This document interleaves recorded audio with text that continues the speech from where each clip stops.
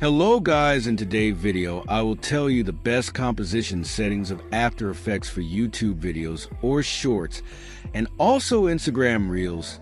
Let's go to our desktop screen. First click on New Composition. If you want to create YouTube videos, then its composition will be 1920 by 1080. And if you want to create YouTube Shorts and Instagram Reels, then its composition will be 1080 by 1920.